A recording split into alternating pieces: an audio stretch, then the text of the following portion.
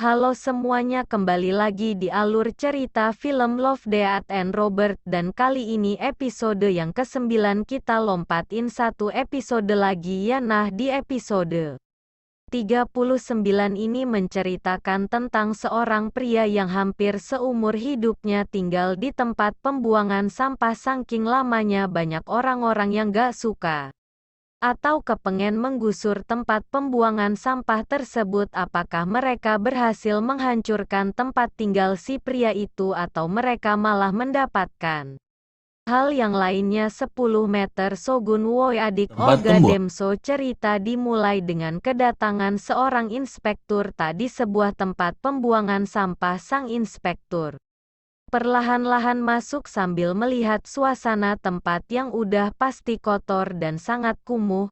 Musik, tips dogs, mohon, di tempat seperti ini tinggal seorang pria yang bernama Dev bersama dengan hewan peliharaannya yang bernama Otto yang sudah berada di sini kurang lebih sekitar 20 tahun lamanya. Maksud kedatangan inspektur ke sini adalah mencoba meyakinkan Devi untuk pindah dari rumahnya di tempat pembuangan sampah dengan alasan pemukiman mewah yang berada di sekitar tempat ini pastinya menjadi terganggu. Bukan cuma itu, inspektur juga memberikan surat yang berisi tentang undang-undang sanitasi yang baru, yang itu artinya Dev harus segera meninggalkan rumah ini dengan menandatangani surat tanda persetujuan untuk pindah. Kamu minggu item MSG, namun developernya menolak untuk pergi. Dev juga sempat memanggil hewan peliharaannya, tapi hewan tersebut rupanya nggak muncul-muncul. Karena itu Dev kemudian menawarkan sang inspektur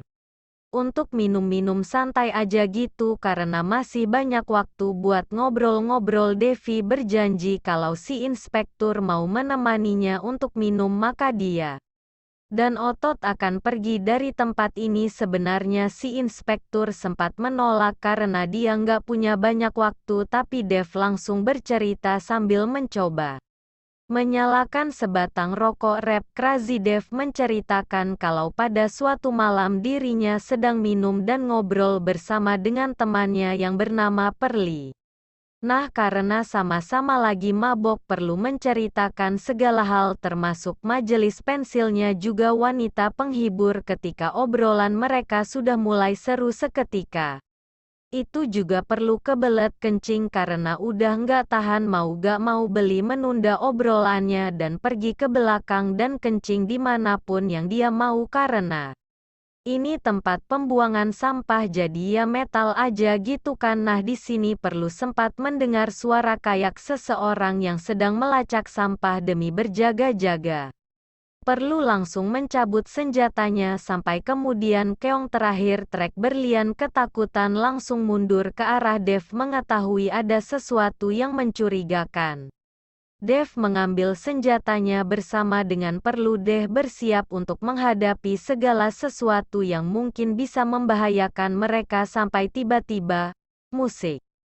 Melihat temannya dimangsa oleh sesuatu, Dev mengambil kendaraan berat dan melakukan perburuan. Terus terjadi sampai akhirnya Dev berhasil menyebutkan makhluk besar itu dengan sekuat tenaga. Dev menjepit dan mengangkatnya sampai kemudian Devi dikejutkan oleh seekor anak anjing yang keluar dari tubuh makhluk hidup dan melolong. Kesakitan Devi yang bingung langsung mematikan dan turun dari kendaraannya. Dari sana Dev melihat seekor anak anjing dan juga temannya Perlu.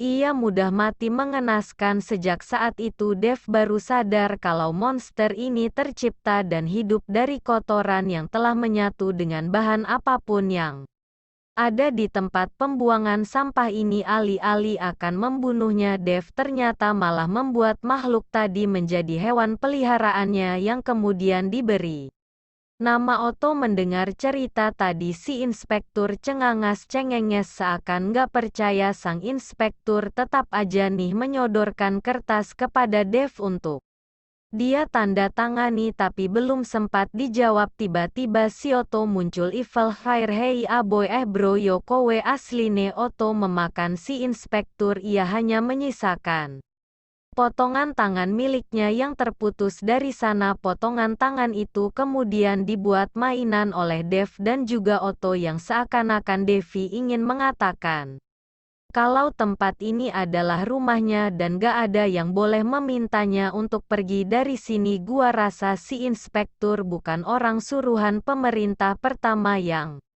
datang ke sini untuk meminta Dev pergi dari tempatnya. Film itu sebenarnya ingin mengingatkan kita tentang dua sudut pandang atau perasaan yang berbeda. Ketika orang di sekitar merasa kalau tumpukan sampah yang ada di wilayah mereka itu sangat mengganggu, namun untuk orang-orang yang ada di dalam penampungan sampah mereka kayak bahagia aja gitu coy. Mirip-mirip kayak suasana di Bantar Gebang lah. Bagi orang yang gak pernah ke Bantar Gebang pastinya menganggap tempat itu cuma tempat kumuh, kotor dan sarang penyakit, tapi kalau tahu untuk para pekerja di sana termasuk pemulung, pengepul sampah dan lain-lain itu kayak ladang uang bagi mereka cuy. Soal kalau gitu schedule untuk hari ini. Terima kasih buat yang udah nonton sampai habis dan sampai jumpa di video selanjutnya. Keren lo semua, jauh, hai hai.